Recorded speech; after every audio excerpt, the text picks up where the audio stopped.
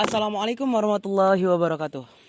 Perkenalkan, nama saya Tri Aditya Andrian dari kelas C KPI. Baik, di pertemuan kali ini saya akan memaparkan sebuah teori politik yang disampaikan oleh Socrates. Nah, sebelum kita mengenal teorinya, kita juga harus tahu siapa yang mencetuskan teori tersebut. Baik, namanya adalah Socrates. Socrates adalah orang yang sederhana. Seorang filsuf dari Yunani kuno. Bukan Yunani kuno, mohon maaf, saya koreksi sedikit. Tadi seorang filsuf dari Yunani, yang dimana dia bertempat tinggal di Athena. Athena itu di Yunani ya teman-teman sekalian.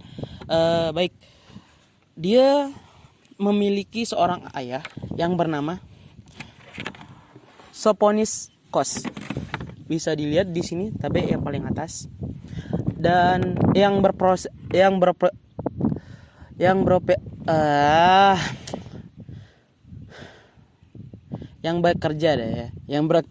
bekerja sebagai seorang pemahat patung batu dan memiliki ibu yang bernama Painarete.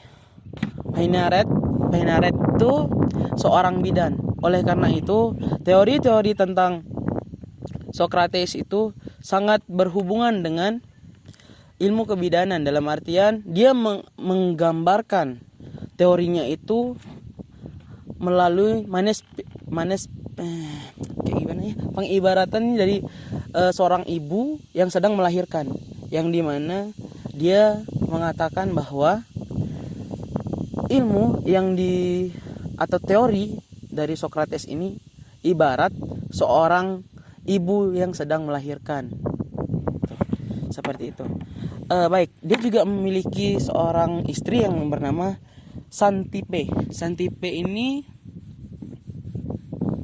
seorang wanita yang sangat cantik di bagian entah itu dalam segi fisik dan pemikirannya juga. Dan Socrates memiliki 3 orang anak. Lanjut ya, untuk itu secara singkatnya. Socrates ini adalah orang yang sangat sederhana. Namun ya seperti apa yang kita dapat di data di Wikipedia, dia bukanlah orang yang tampan, namun memiliki pemikiran yang sangat luas. Nah, dia juga sering berkeliling di Athena tanpa menggunakan alas kaki. Dia juga sering berdiskusi dengan orang-orang terpandang di sana untuk bertanya dan berdiskusi secara mendalam pemikirannya itu benar atau tidak gitu. Dalam artian teorinya itu bagaimana sih dari pendapatan orang lain itu, pandangan orang lain tentang teorinya itu. Nah, oleh karena itu si Socrates ini setiap hari mendatangi orang-orang terpandang itu untuk berdiskusi. Karena seperti ini teman-teman sekalian, ada salah satu kawannya yang pernah mengatakan seperti ini. Socrates adalah orang yang tidak ada orang yang lebih bijaksana daripada Socrates.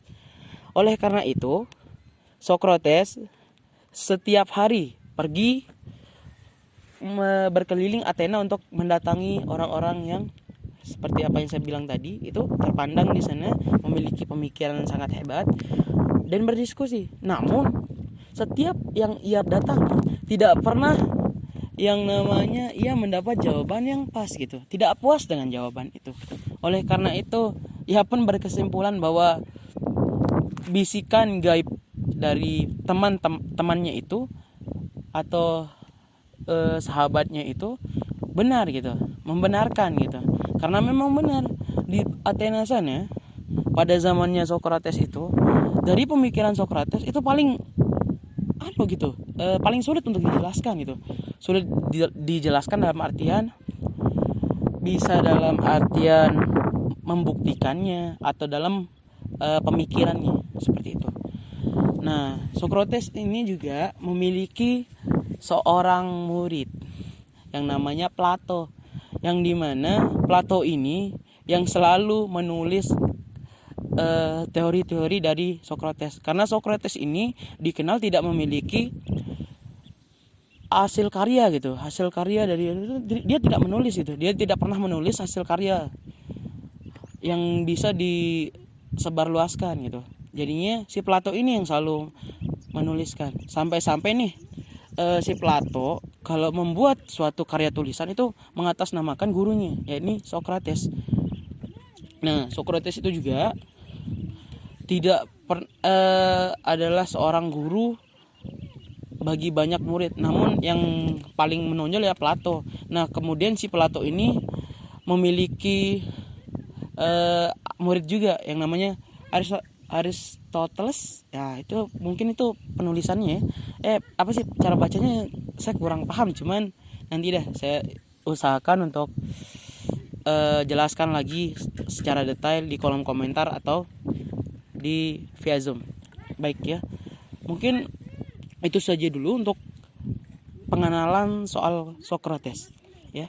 Untuk secara sederhananya seperti itu. Selanjutnya kita akan membahas tentang teori-teori politiknya.